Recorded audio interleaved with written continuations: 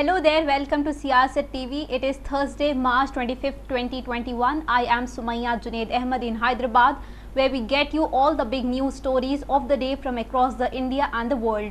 And here are our headlines. Senior DMK leader searched by tax officials as MK Stalin campaigns for him. Don't mess with numerically stronger NDA, Bihar Chief Minister warns opposition. Anil Deshmukh writes to Uddhav Thackeray to probe corruption charges against him. Man thrashed in Delhi, forced to chant anti-Pak slogans, accused arrested. Alarming trend, COVID cases in Hyderabad triple in a week. Retirement age raise won't affect filling up of vaccines in Telangana, says Finance Minister Harish Rao. Yemenis revealed how 6 brutal years of air raids, mortars, gunfires, fear, destruction have devastated their lives. Thousands of Rohingyans made homeless by devastating Bangladesh camp blaze. Let us begin with our top story. Senior DMK leader and Tamil Nadu candidate E.V. Velu was searched by the income tax officials today. Around the same time, his party chief M.K. Stalin campaigned for his ahead of the April 6 state election. Income tax officials said the searches were based on the credible inputs of cash movement during the campaign. Searches took place at over 10 locations, including E.V. Velu's home in Trivandrum, his constituency. The 70-year-old is seeking re-election from the constituency. M.K. Stalin is in Trivandrum to campaign for Mr. Velu, a 5-time legislator and former state minister. Mr. Velu's college, where Mr. Stalin stayed last night, was also searched. Tamil Nadu will vote for new government next month and the results will be declared on 2nd of May. Moving on to our next story, Congress leader Rahul Gandhi today said it is not right to call the Rashtriya Swayam Sevak Sangh or RSS and its associated group Sangh Parivar as a family has women, respect for elders, compassion and affection, and the organization has none of these. Rahul Gandhi's remarks come a day after he said that the alleged harassment of nuns belonging to Kerala-based congregation in Uttar Pradesh was the result for Sangh Parivar's vicious propaganda to pitch one community against another and trample on minorities. In a tweet in Hindi today, he said he will no longer refer to Rashtriya Swayam Sevak Sangh as Sangh Parivar United Family. Alright, enraged over the day-long rumpus created by the opposition on the previous day, Bihar Chief Minister Nitish Kumar on Wednesday warned the Grand Alliance against provoking the ruling NDA, which was numerically stronger. Mr. Kumar made the remark inside the Legislative Council, where he rose and intervened when the MLCs of the opposition coalition led by the RJD tried to create a ruckus over the previous days happening inside the assembly. The Bihar Special Armed Police Bill 2021, which had led to a day-long drama on Tuesday, was presented and being debated inside the upper house a day later when Grand Alliance member made noise about the high-handed manner in which MLAs were thrown out of the assembly a day earlier. Quivering with the rage, the 70-year-old chief minister screamed at the top of his voice. The entire public saw what Gundaism took place yesterday. This will give you a befitting reply. West Bengal Chief Minister Mamata Banerjee today accused the BJP of backing a new political party to eat into minority votes during the upcoming assembly elections. Without naming any party or any person, Ms. Banerjee also claimed at an election rally in south of 24 Pragnas district, the founder of the outfit received money from the BJP. She said a new political outfit has been launched in the state at the behest of the BJP to grab and share of the minority votes and help the BJP. Please don't vote for its candidates. Mamata Banerjee also claimed that the CPIM and the Congress have an understanding with the BJP. She added only the Trinamool Congress can prevent implementation of the CAA and NPR in the state and ensure amity among different communities. Maharashtra Home Minister Anil Deshmukh on Wednesday informed that he has written a letter to Chief Minister Uddhav Thackeray to investigate the corrupt malpractices allegations levelled against him by former Mumbai Police Chief Parambir Singh. Taking to his Twitter handle, Mr. Deshmukh shared the letter written to Thackeray. He tweeted in Marathi, "I have asked the Chief Minister to inquire into allegations made against me by the former Police Commissioner of Mumbai Parambir Singh to bring out the truth." Former Police Commissioner of Mumbai Parambir Singh had written a letter to Thackeray alleging that Deshmukh had indulged in malpractices and asked the suspended Assistant Police Inspector Sachin Waze to collect rupees 100 crore every month. Prime Minister Narendra Modi on Wednesday called upon the people of Assam to beware of Congress AIUDF Mahajot Grand Alliance as the Mahajot Grand Lie, slamming the Congress. Prime Minister Narendra Modi, while addressing an election rally in Bhipuria, said the Grand Old Party does not have any ideas or able leaders. Prime Minister Modi said, I have come to awaken you the fact that Congress' hand is in those forces that are in danger to the state's identity and culture. He said Congress के पास न नेता है न नीति, सिर्फ महाझूठ है. He said it can only give a guarantee on infiltration, loot, encroachment of land and wildlife sanctuaries, poaching and corruption. These are the basic of the grand lie. Attacking the opposition alliance, he said the Congress can go to any extent to win elections.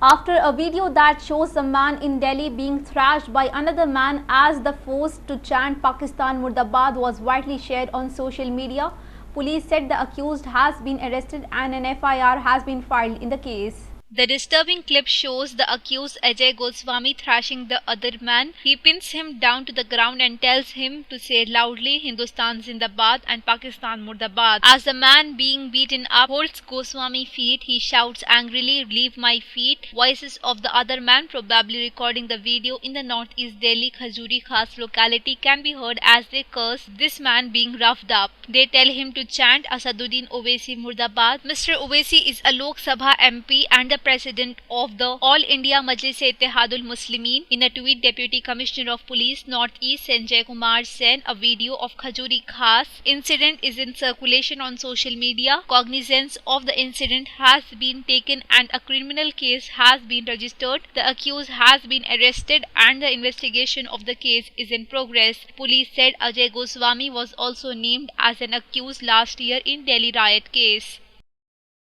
With 53,476 new coronavirus cases, India saw the biggest single-day jump in total infections in nearly 5 months. 251 deaths were reported in the past 24 hours. As the country continues to see worrying surge in the infections amid concerns over the second COVID wave, the government yesterday said a new double mutant variant of the coronavirus has been detected in 18 states in the country, in addition to the many other strains or variants of concerns which also have been found abroad. The spike in the last 24 hours was around 13% higher. The last time India recorded a higher single-day spike in the cases was on October 23rd with 54,366 infections. So far, more than 1.12 crore people have recovered. Telangana have recorded 493 new COVID-19 cases and 4 fatalities. Let us shift our focus to Telangana, where areas under the Greater Hyderabad Municipal Corporation and adjoining district continue to report an incremental growth in the number of COVID-19 positive cases, pushing the overall tally of infections in the state. Telangana has been witnessing a constant surge in the coronavirus cases. The positive cases reported in the state including 138 from the Greater Hyderabad Municipal Corporation.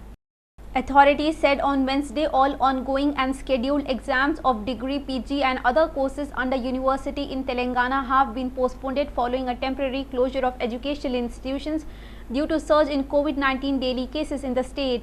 A senior official of the Telangana State Council of Higher Education said the revised schedule will be announced later.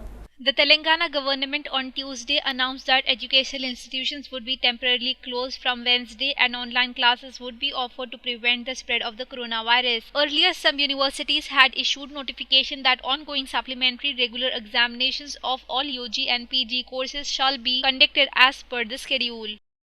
All the cattle slaughterhouse, retail beef shops within the limits of the GHMC will remain closed on March 29th on the account of Holi. GHMC Commissioner D.S. Lukesh Kumar requested the civic body wings concerned to instruct all respective officers to extend necessary cooperation to the municipal staff in carrying out the orders.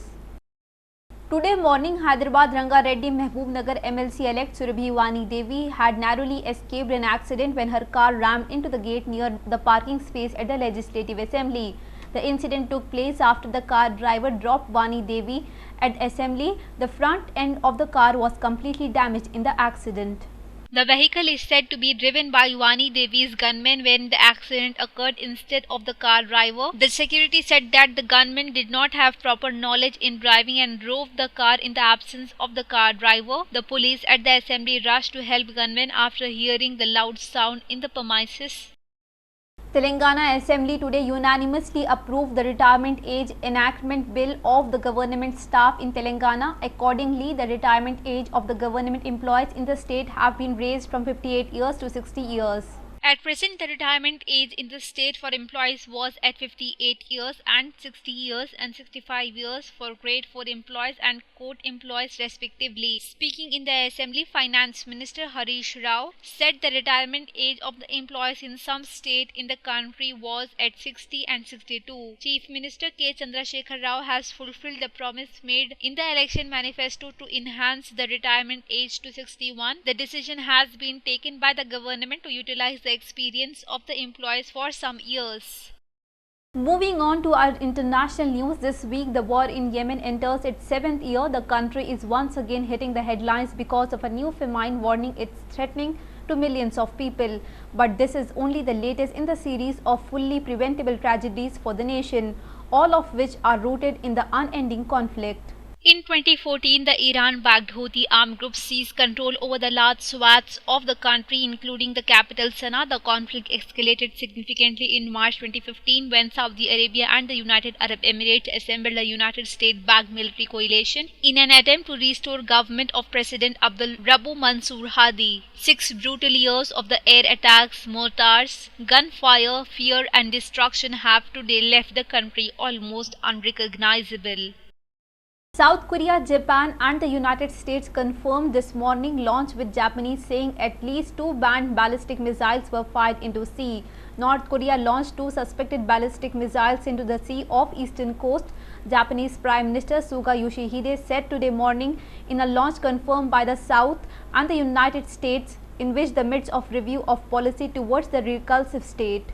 North Korea is banned from developing ballistic missiles under United Nations Security Council resolution, and the launch adds a new challenge to President of US President Joe Biden's effort to engage with the Pyongyang. Japan's Suga said the 2 missiles fell into the sea outside Japanese water. The missile launch took place only days after North Korea fired suspected cruise missiles. Monday's fire in southeast Bangladesh Cox's Bazar district is home to world's biggest refugee settlement, made 45,000 homeless.